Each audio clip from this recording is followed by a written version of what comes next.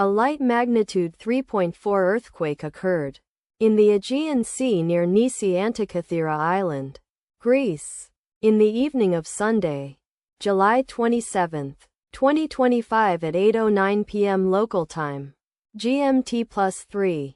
The quake had a moderate depth of 76 kilometers, 47 miles, and was reported felt by some people near the epicenter.